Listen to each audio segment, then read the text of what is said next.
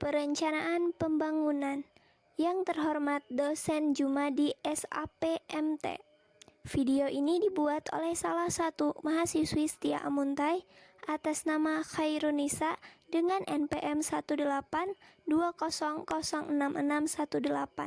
nomor absen 25, lokal 6D non-reguler. Selamat menyaksikan.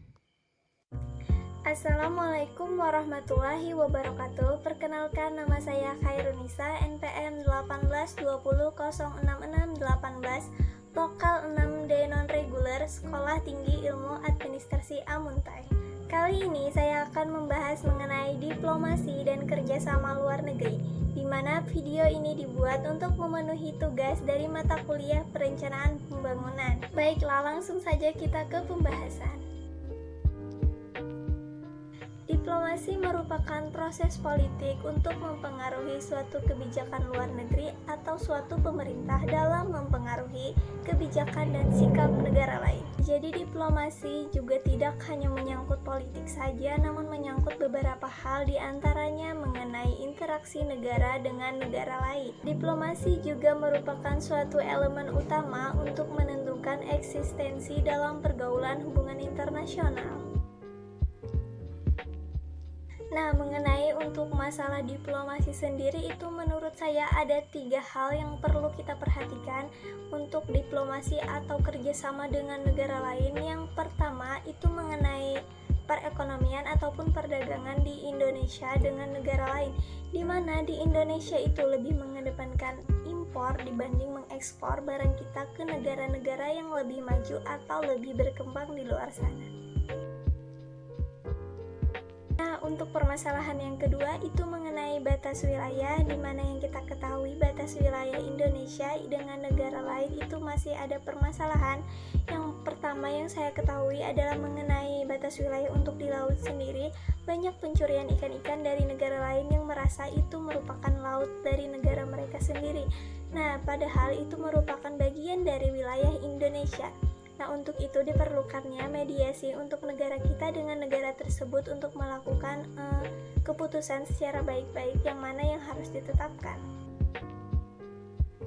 Untuk permasalahan yang ketiga atau yang terakhir itu adalah terorisme, di mana yang kita ketahui banyak terjadinya kekerasan di Indonesia yang disebabkan oleh terorisme yang dilakukan oleh negara asing yang masuk ke Indonesia tanpa izin dari pemerintah. Nah, bukan hanya di Indonesia saja terorisme itu menjadi suatu kejahatan yang nomor 1, namun di negara-negara luar sana juga merupakan kekerasan yang sulit diberantas. Nah, bagaimana caranya kita melakukan mediasi tatap muka dan mengajukan pendapat mengenai pendapat kita tentang cara memberantas terorisme itu sendiri. Untuk tujuan dari permasalahan yang sudah saya sebutkan tadi itu ada beberapa hal. Yang pertama itu mengenai perekonomian tadi.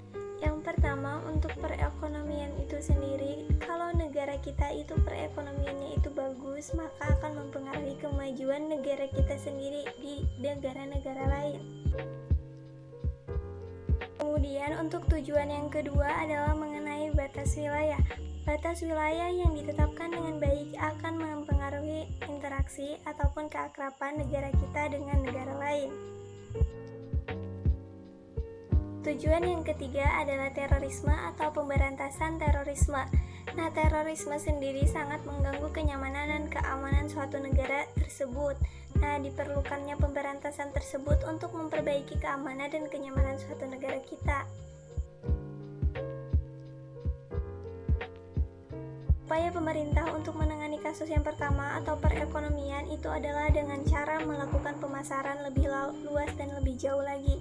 Salah satunya adalah memperkenalkan produk-produk yang kita olah di Indonesia kepada negara-negara luar yang lebih maju dan lebih berkembang. Nah, kemudian untuk kasus yang kedua, upaya untuk batas wilayah, pemerintah dapat membicarakannya secara baik-baik dengan negara yang bersangkutan. Bagaimanapun caranya, batas wilayah itu harus ditetapkan dengan baik agar tidak ada permasalahan mengenai interaksi dan keakraban negara kita dengan negara lain. Kemudian upaya yang ketiga adalah mengenai terorisme. Bagaimanapun caranya, terorisme sangat mengganggu kenyamanan dan keamanan suatu negara tersebut. Kita dapat bekerja sama dengan negara lain bagaimana caranya lebih memperdalam keamanan di negara kita agar tidak adanya orang-orang asing atau warga asing yang masuk ke Indonesia tanpa izin dari pemerintah Indonesia.